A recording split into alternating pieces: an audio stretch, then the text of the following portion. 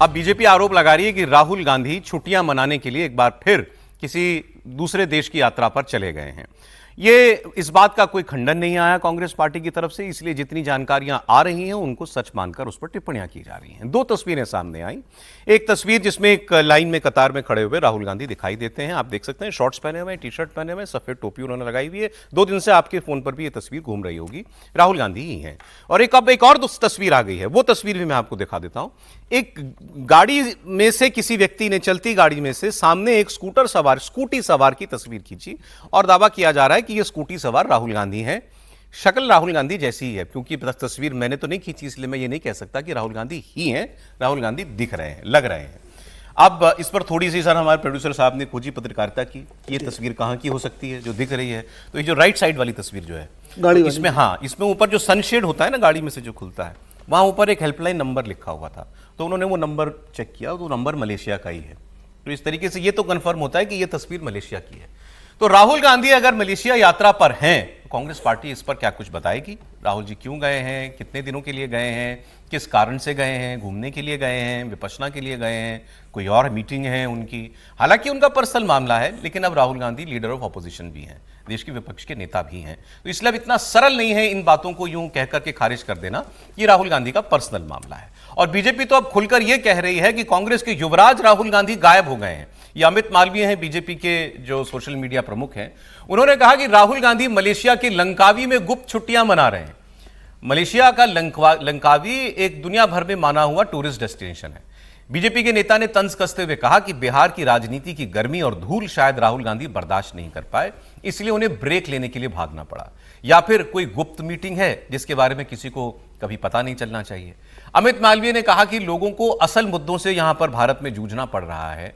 राहुल गांधी गायब होने और छुट्टी मनाने की कला में माहिर हैं। अब ऐसा लग रहा है कि बिहार की राजनीति उन्हें रास नहीं आ रही है, इसलिए वो मलेशिया चले गए। आपको बता दूं, मैं राहुल गांधी ने बिहार में 16 दिनों तक वोटर अधिकार यात्रा निकाली थी, जिसमें बिहार के 23 जिले, 1300 किलोमीटर, 67 विधानसभा सीटें उन्होंने कवर की थी। महागठबंधन की यह वोटर अधिकार यात्रा 1 सितंबर को खत्म हुई। राहुल और तेजस्वी सासाराम से निकले और पटना तक चले। यात्रा के रूट में 23 जिले कवर किए गए थे, लेकिन यह यात्रा खत्म हुई उसके बाद राहुल गांधी नहीं दिखाई दिए। फिर ये तस्वीरें आना शुरू हो गई। वही तस्वीरें स्क्रीन पर रखिएगा। देश में उपराष्ट्रपति का चुनाव होने जा रहा है। उत्तर भारत जबरदस्त बाढ़ की त्रासदी से जूझ रहा है।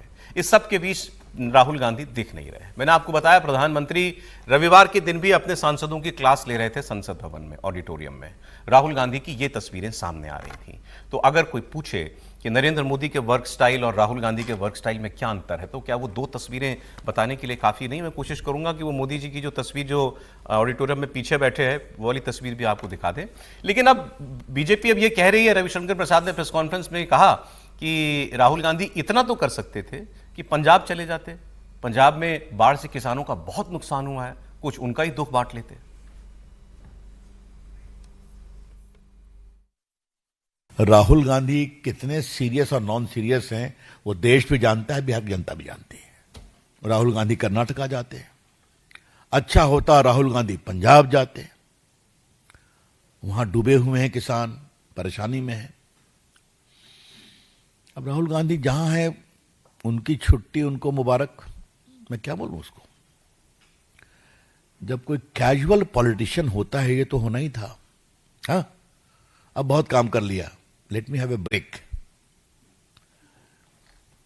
Mr. Rahul Gandhi, let me gently remind you, in public life there is no break. If you are a leader, you have to be available for the people's cause.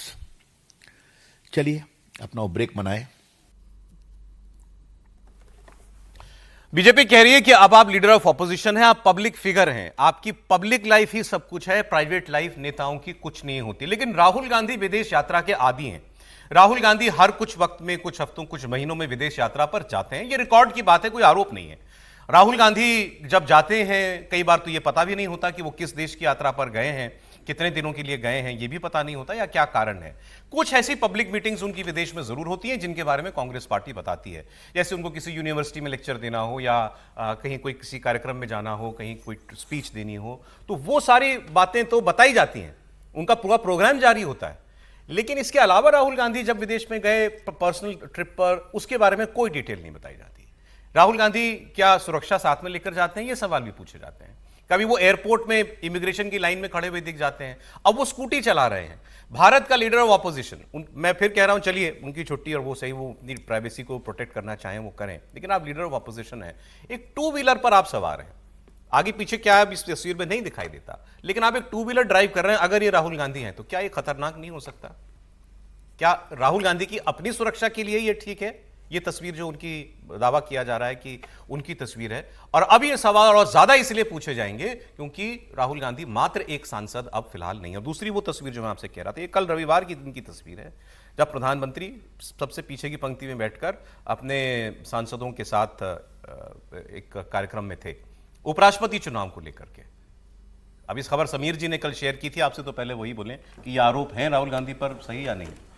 देखिए, हमेशा से राहुल गांधी पे आरोप लगते रहे और राहुल गांधी इसको बहुत सहजता से रहते रहे। देखिए, राहुल गांधी का निजी मामला है, राहुल गांधी कहाँ छुट्टी मनाने जाते हैं, कब लौटते हैं, ये उनका निजी मामला है, इसमें किसी को कहने का कोई हक भी नहीं है। लेकिन आप समय देखिए ना, आप वोट अधिकार यात्रा से लौटकर आते हैं और 9 सितंबर को उपराष्ट्रपति का चुनाव होने जा रहा है, इतना महत्वपूर्ण चुनाव है।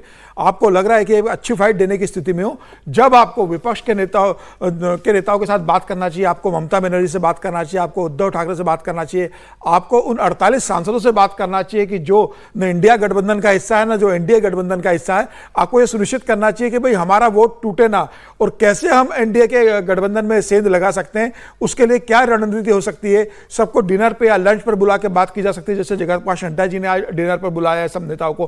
प्रधानमंत्री मोदी ने भी बुलाया था, लेकिन चूंकि पंजाब जाना है उनको तो उन्होंने उसको कैंसिल कर दिया है। तो इस समय आपको रहना चाहिए, विपक्ष के नेता हो, आप एक सांसद नहीं हो और आप इतने बड़ी पार्टी के नेता हो कि ये काम है जो आप बता रहे हैं, ये करना चाहिए भाई, निश्चित रूप से करना चाहिए। और